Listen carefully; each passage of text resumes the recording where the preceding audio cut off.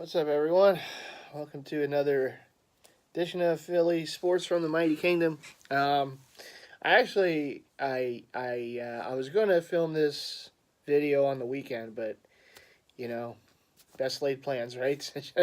Never got to it. So obviously, I really did. I wanted to get a vid up before the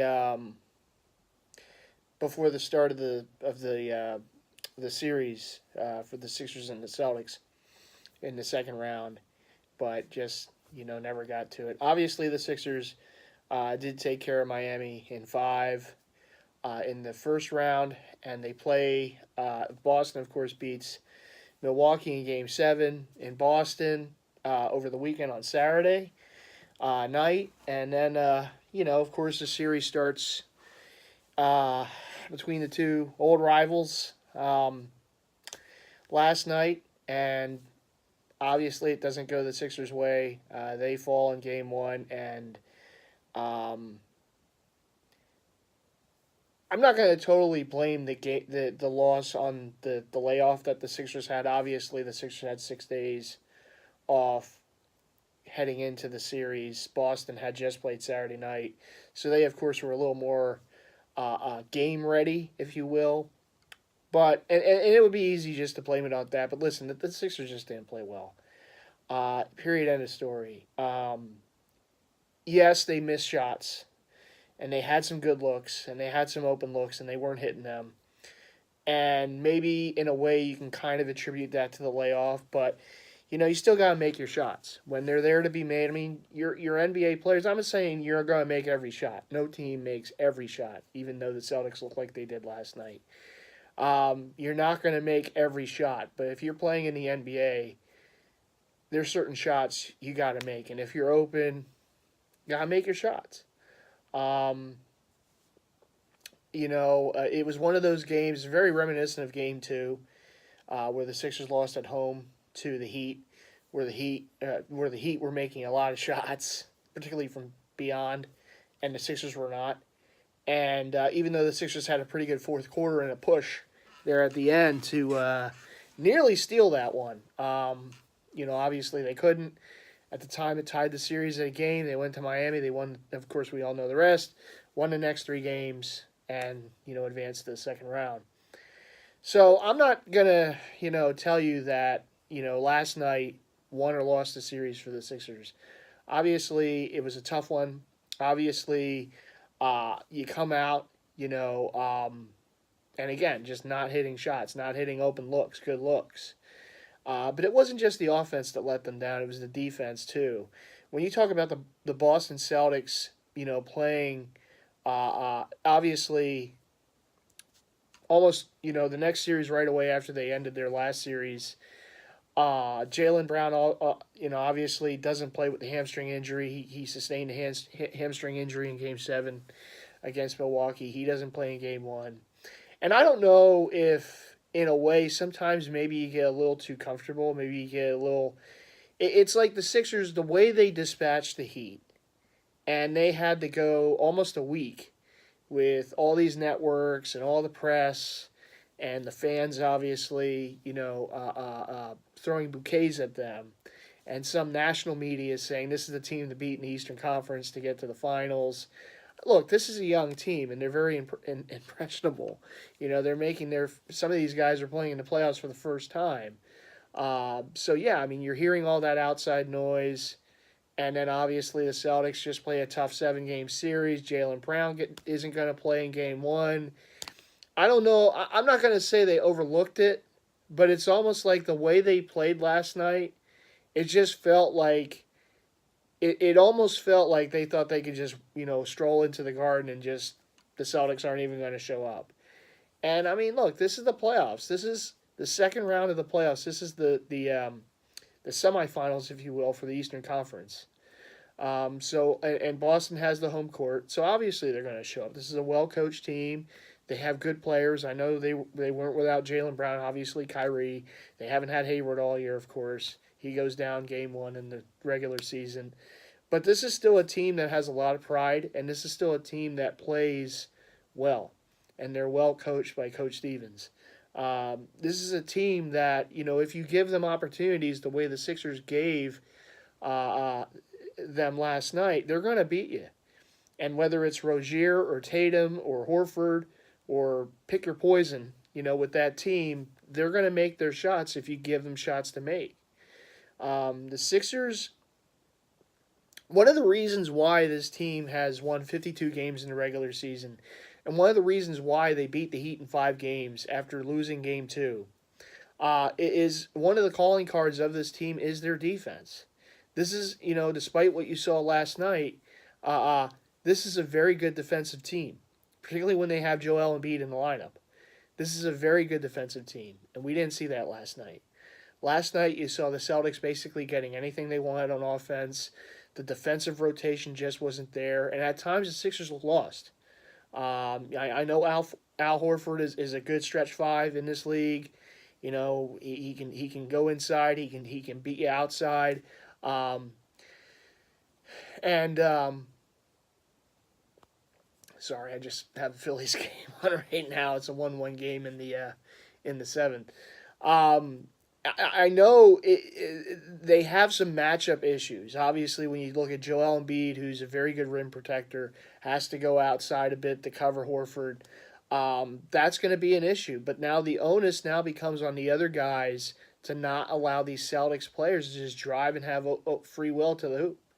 Whether it's Tatum driving, whether it's Rozier driving, whether it's pick your name here driving to the hoop, you got to still play good team defense and prevent things like that. Are you always going to? No. No one does in the NBA. Other teams do score points.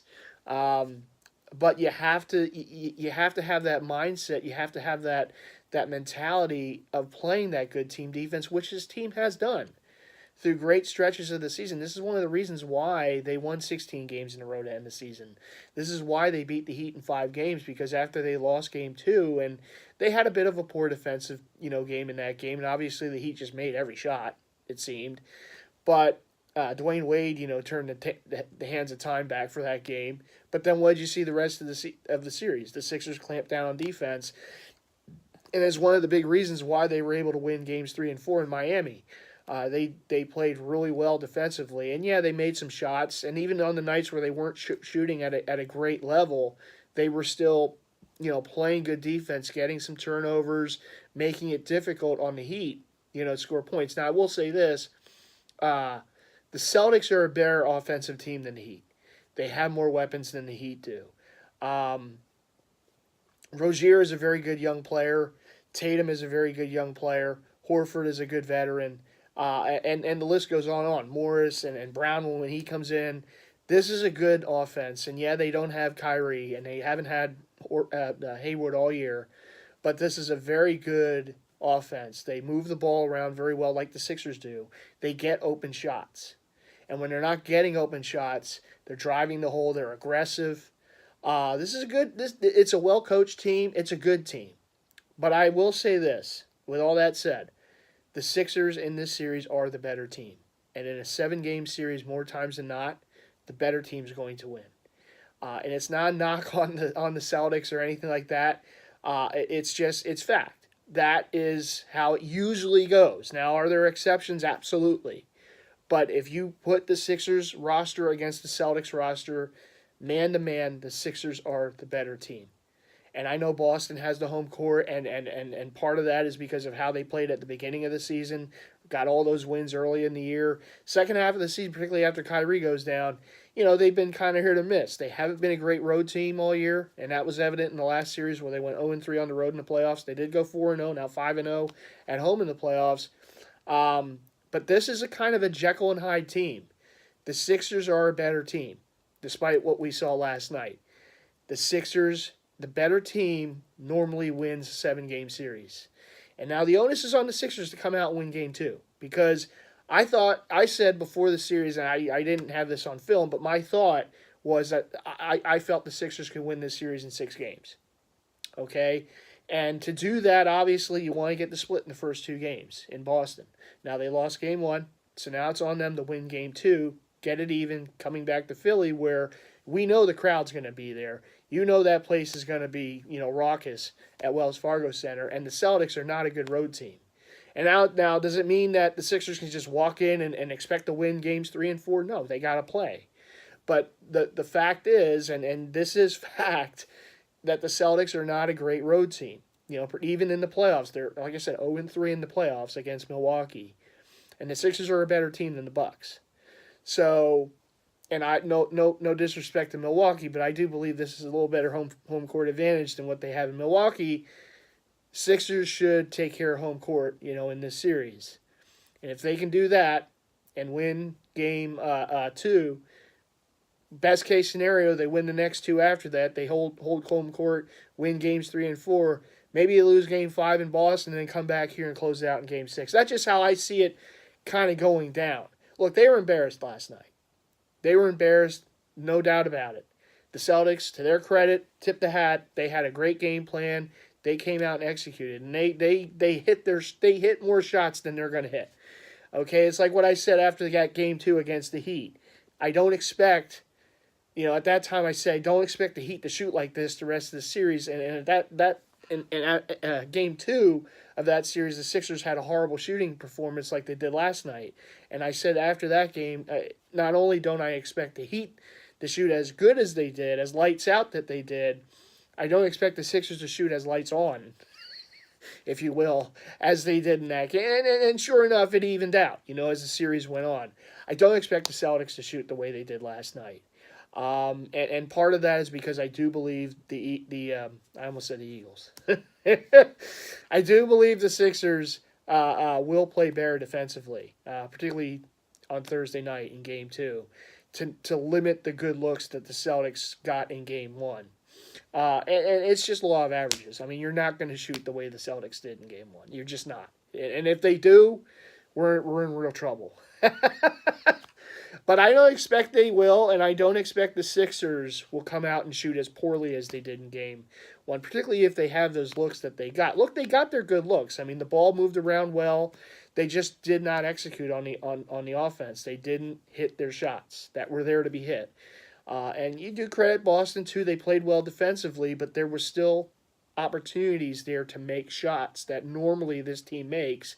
They didn't in Game 1. You can blame the layoff. You can blame rust. Whatever you want to blame it on, for whatever reason, this team just did not shoot well in Game 1. And hopefully, going into Thursday night, they find their stroke again, they find their shot, and they make some of those shots that they missed. And we get back to the defensive side of the ball. Look, this game is won in 2 facets, offense and defense. And obviously, defense leads to the offense. It leads to fast breaks. It leads for easier hoops the other way. This team did not play good defensively. And I know that Robert Covington, was one of those guys that particularly struggled. The other problem was there were just some bad matchups as the game started to go on. Marco Bellinelli should not be trying to cover Al Horford. Okay, it just should not happen.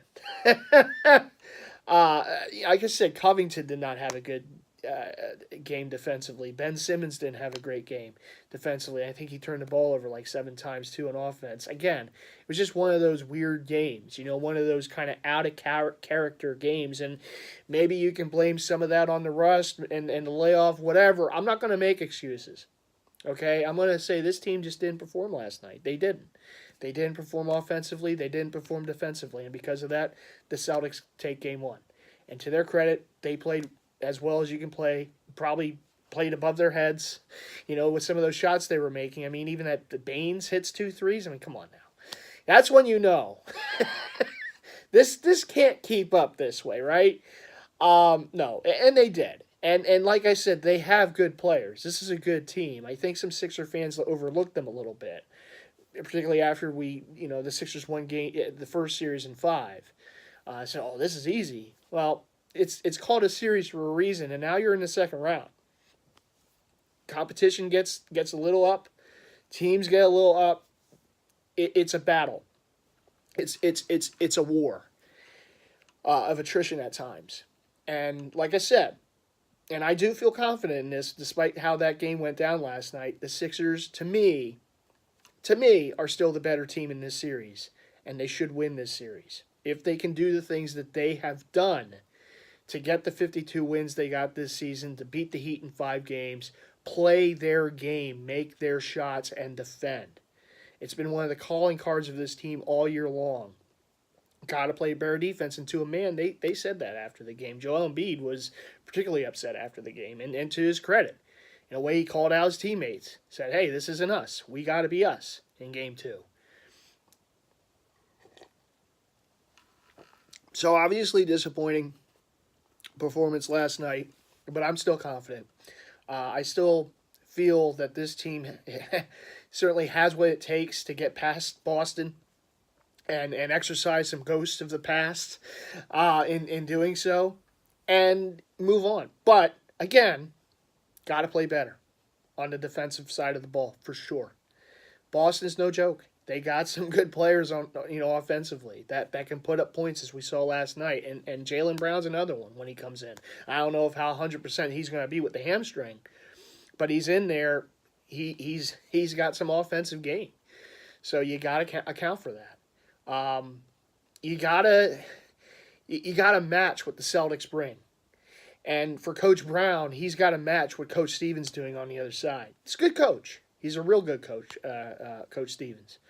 And the rotations, figuring out who to put on the court at the right times. I'd like to see more of Justin Anderson. I think he could be a bit of a difference maker on the defensive side of the ball. I think he brings good energy. We saw that in the Miami series. He was frustrating Dwayne Wade.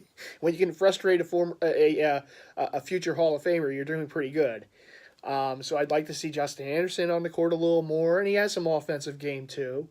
I really don't know what to say about Markelle Fultz. I really don't. Part of me would like to see him out there. Obviously, look, the Celtics got their guy out there, Tatum, and he's doing his thing. And I know Fultz is, with the shoulder and all that, who knows what, throughout the season. And now, they're putting him in it. I'd like to see more of Markelle Fultz, but I just don't know if this is the time. I mean, let's face it, it's the second round of the playoffs. The guy has hardly played all year. He came in at the end. He played sparing minutes, in the Miami series. I don't think this is the year we find out what we have in Markelle Fultz. I think it will be next season unless via some trade or something. Who knows? Okay? But there are people who say, he should be out there instead of T.J. McConnell. Well, I don't know. He's very raw. He's hardly played in the NBA. I mean, you talk about this is the playoffs now. This is not only the playoffs, this is the second round against a very good, well-coached team in Boston. Yes, I know it'd be nice to see our guy out there who we drafted, and Boston has their guy. But Boston, look, Tatum's played all year. And he's had a lot of experience. He's played in the playoffs. So it's a little different, in that regard. So I'd like to see a better rotation with the bench. I'd like to see a little more of Justin Anderson out there, like I said. Again, Joel Embiid, he had a great game. I mean, he was doing his thing. Even when he wasn't scoring, he was getting to the free throw line, getting guys in foul trouble. I mean, he's going to be a problem for anybody. So, good game by him, but the other guys got to pick it up. I mean, JoJo's out there leading by example. He's doing so after the game with the comments. Now's the time. They got to,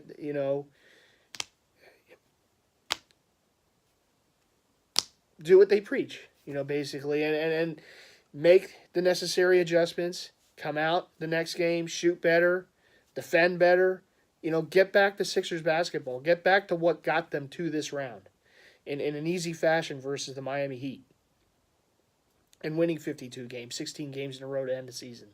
Get back to that, and I believe they're very capable of doing it. I'm not trying to be overconfident, but I do have confidence in this team. I mean, they've showed me nothing else but to be confident in them. Yeah, it was tough, game 1. It's a tough environment. That the 6-day layoff, again, no excuses. But come out, play their game in game 2, and I believe they have a chance to get a split in the first 2 in Boston. And then we know how they play here. So let's get a hold of this series. I mean, if they can get a split in Boston, come back 1-1, all right, I'll sign up for that all day. Come back here. We know Boston. Again, I'm not, saying it's any given, but they have struggled on the road, regular season and into the playoffs.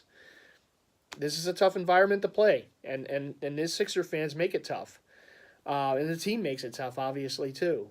So, It is. This series definitely has challenges to it. I'm glad it's Boston. Yeah, would I have loved to have the home court and played the Bucks the second round? Yeah, but you know what? It's Sixers Celtics. It's Philly Boston. It's the old rivalry, and I believe these two teams are going to be seeing one another quite a few times in the next how many years in the playoffs. It was a great rivalry once. It could be a great rivalry again.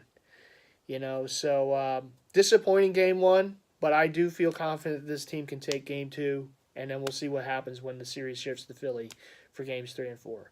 So that's the Sixers take on the playoffs so far. Again, I'm still saying Sixers win this series in 6.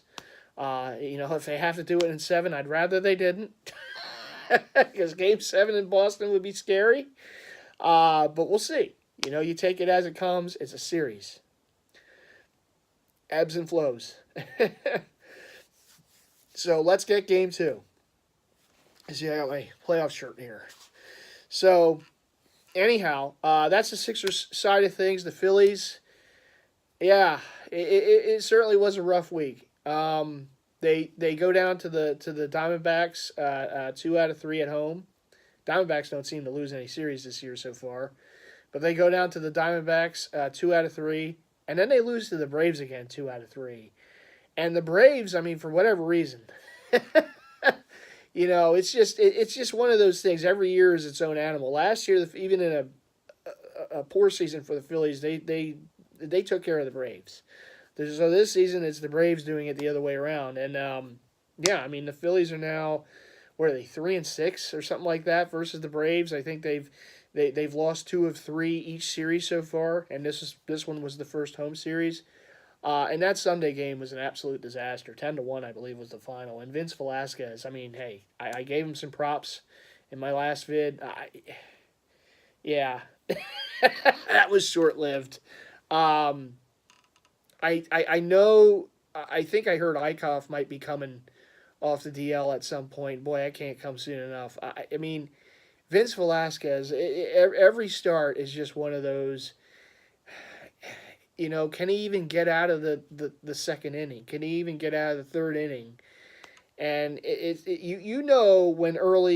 he's throwing a lot of pitches in the first inning and he's giving up runs, it's going to be a short outing. It's going to be a big bullpen, game for the Phils. And the Phils bullpen has been pretty good for the most part.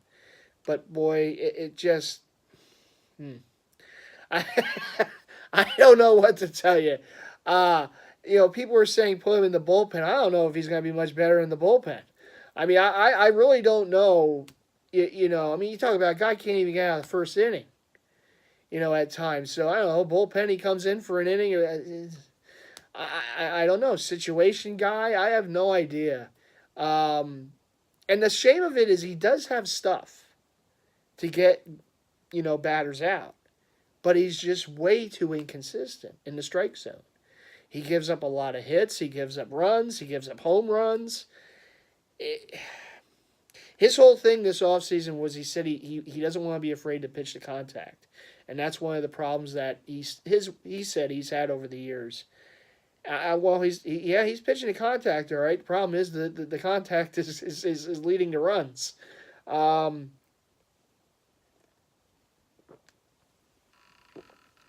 It's been rough. It's been a rough go these last few starts for him. And, conversely, the Phillies have lost, those starts. Then they go to Miami. They lose last night. And right now it's 1-1 in the 8th inning, top of the 8th. And look, they've got off to a good start. Their offense is really... again, baseball, it is. It's ebb and flow. I mean, your offense is going to be hot as anything one week, and you're not going to see the offense for a week, for most teams. Pitching-wise, same way. But, boy, this is, it's the Marlins. It's like they're going to be one of the worst teams in the league. They're going to have one of the worst records in the league. And it's any given game, I know. But it's like, come on, guys. If there was a series to win, this is the series, because the rest of this month, it is a juggernaut month of May for the Phillies. They're going to be going up against some teams and some, And I know the Nationals are off to a bit of a shaky start. They play them next in Washington, but boy, you'd like to see this team get it going again. I mean, they swept the Pirates in 4 at home to start that homestand, and then lose. I mean, the Diamondbacks are on another level right now, on another planet it seems. But you lose 2 or 3 to them, you lose 2 or 3 to the Braves at home to finish off the homestand, and now you drop one to the Marlins last night. They're tied 1-1 now, going to the bottom of the 8th. It's not to say they can't win this game. Maybe they can, and still win this series if they win tonight and tomorrow. But it's like, you know, all this goodwill that they were doing. And maybe in a way, maybe they were playing above their heads or whatever. But it's like in a week and a half, it's like, I guess back down to earth we go. I don't know. They got a lot of young players and a new first year manager, so you can't expect the world. But boy, and it would just be nice, to see this team playing, into some sort of contention this year, with if not division but wild card aspirations. And again, they have talent, they do, but it's been rough. These past few series have certainly been rough, and this series, so far not so good, I guess. They had a 1-0 lead, and now it's 1-1. Bore hit a home run, and on the plus side, Eflin came in today to pitch. Lively, I believe, is on the DL, and he pitched pretty good. Had a no-hitter to go, and I believe perfect game going for a while. But we'll see. We'll see. It's a bullpen game right now, so we'll see how the rest of this game goes. Yeah, so it's been up and down with the Phils. Obviously, this past week hasn't been very good for them. Lost the 2 series, and now they're behind the 8 ball against the Marlins. The Phillies have not played well in their division as well. Most of their wins have come outside of the division. Obviously, they lost all 3 series so far to the Braves. They got swept in that rain-shortened 2-game series in New York. They did beat the Marlins 2 out of 3 when they first played them in Philly, which was the first series at home this year. But now, of course, they're in Miami, and I don't know. The Phils haven't played overly well on the road as well so far this season, so. Yeah, it is what it is. It's ebb and flow. It's like I said, we're not expecting the moon from them this season, but like I said, hey, it'd be nice to, have a little baseball to watch, and not just the football. When the leaves start to turn, I certainly remember those years when the Phillies were really good, and of course we had the Eagles every Sunday and sometimes Monday or Thursday, whatever, but. But having the Phillies in contention too was a lot of fun, and those years were pretty special. So maybe we can get back to that at some point with this next core of talent that they have. But we'll see. It's a work in progress.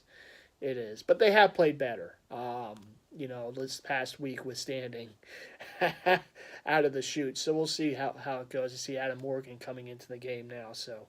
Yeah, he's pitched okay. Give him credit. He hasn't been the launching pad that he's been in the past.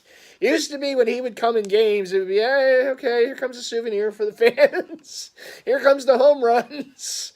But we'll see. We'll see how things go. He's pitched okay this season. Like I said, the bullpen's done pretty good overall. The grand scheme of things. Pitching overall, besides Velasquez, has been, pretty good for this team. It's just they've been very inconsistent offensively, and I'd really like to see Carlos Santana get going. I really don't know what's going on there. I know sometimes it's tough for a player, even a veteran player, when you played in one division and even one team for many years, and then you go to another team in another league, in baseball, as it would be, from the American League to the National League. Obviously, the American League is a little more offense. There's a DH. You don't have that in the National League. It's a little differently pitched, I guess. But yeah, I'd like to see him get going. I believe he will. He's a professional hitter. I just think it's just one of those things that, the warmer weather starts coming and whatnot, guys get going. So hopefully, that's the case for Santana. But it's been rough, But they actually moved him back, which I was glad for. I never understood why he was a 2-hole hitter in a lineup. He should be more further back. I mean, originally I thought they got him to be protection for Rhys Hoskins, in the lineup, so they don't just walk Rhys, But we'll see. I think he batted fifth. I forget where he batted today, but he batted fifth last night. Not that it really helped much because the Phils lost 8-4, I believe it was. But they got some runs at least, but they just they gave up too many. Anyhow, I've yacked on here for 30 minutes and 30 minutes plus as I usually do. But that's basically the landscape of things right now. The Eagles, good draft for them. They pants Dallas in the draft, which was good. So the Eagles get ahead of Dallas and draft Dallas Goedert in Dallas, who Dallas wanted. Of course, afterwards, like, oh, we didn't want him. Yeah, you did. You just don't want to admit it.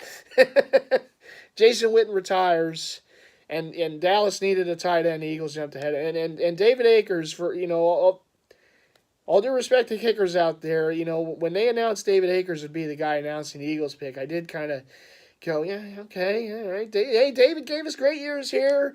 Hey, he one of the all-time leading scorer in franchise history and all that. Yeah, I get it, but I don't know, Dawkins or one of these other guys.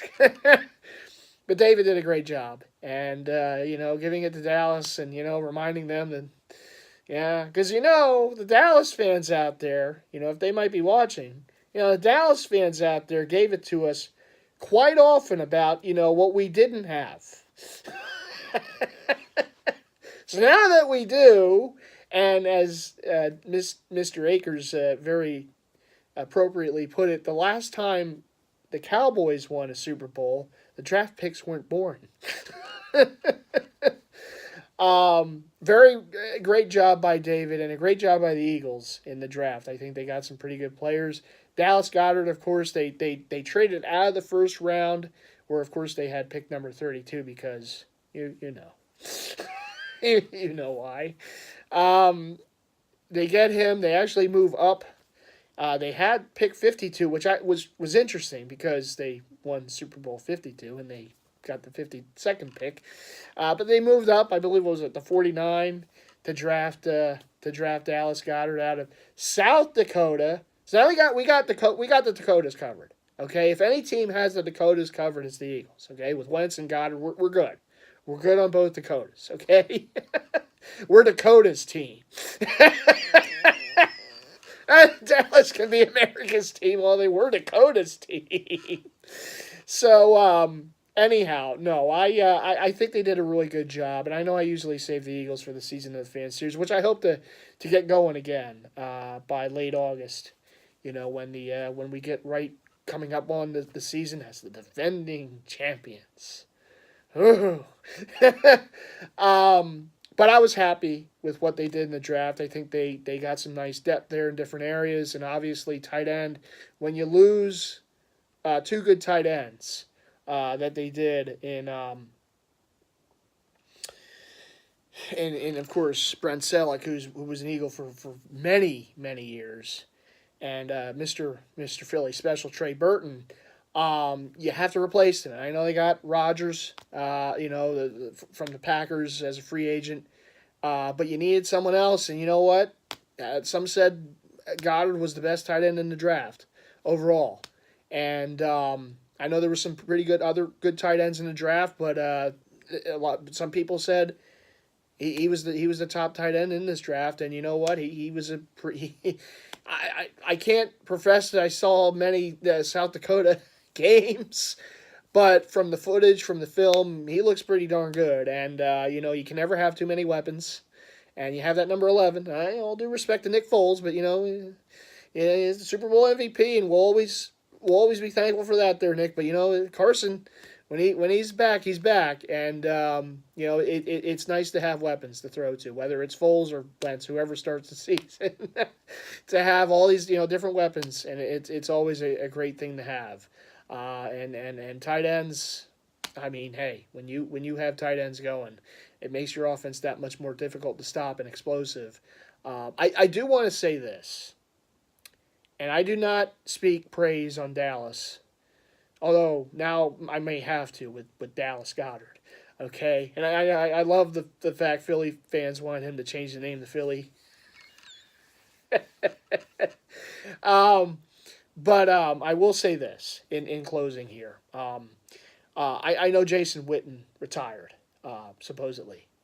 I think he'll make it official later this week, I think. I have a despise for Dallas, for that team, for their fans, who for years did nothing but, needle us, with everything.